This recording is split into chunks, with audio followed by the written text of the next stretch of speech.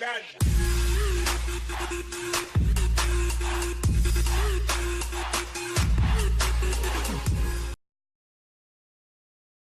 winning the Super Bowl, the Broncos were held hostage by their offensive line.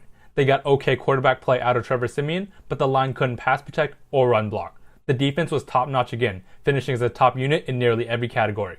Sadly, the defense couldn't do enough to make up for the points, and the Broncos finished at 9-7.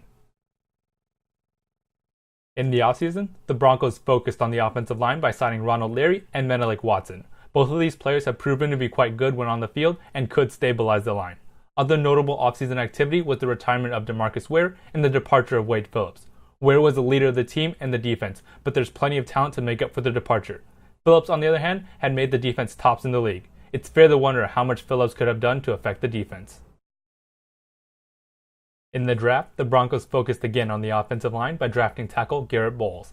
He had a troubled youth and is already 25 years old, but has plenty of talent. He can get emotional and play with an edge, which can be good and bad. In the second round, they drafted defensive end DeMarcus Walker. He'll fit nicely in an already deep defensive line rotation and can help provide some pass rush.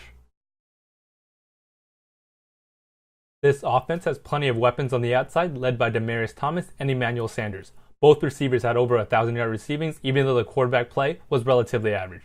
The main problem is, of course, the line. They struggled mightily last season and must improve in order for this team to return to the playoffs. This defense is elite all across the board and are led by maybe the best defensive player in Von Miller. Miller is a game record that offenses have to account for each snap. They boast maybe the best trio of cornerbacks in Aqib Talib, Chris Harris, and Bradley Roby. The safeties of TJ Ward and Darian Stewart are some of the best in the league. This defense is extremely talented and should finish near the top again this year.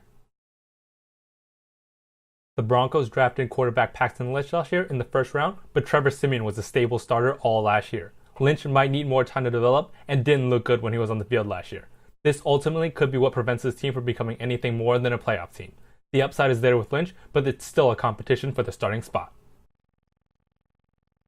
In the best case, this team goes 10-6 and reaches the playoffs. The defense carries the team to victories, with the offense doing just enough to stay on track. The offensive line develops enough to provide average pass protection and run blocking. In the end, the offensive line and quarterback play won't be enough to take them very far in the playoffs.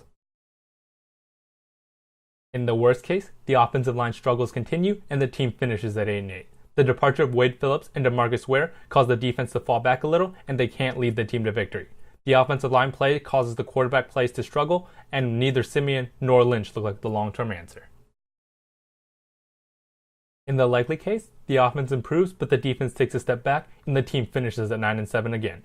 Phillips' departure is a big deal, but the talent is still there. It's not the number one pass defense again in the NFL, but it's still good enough to win.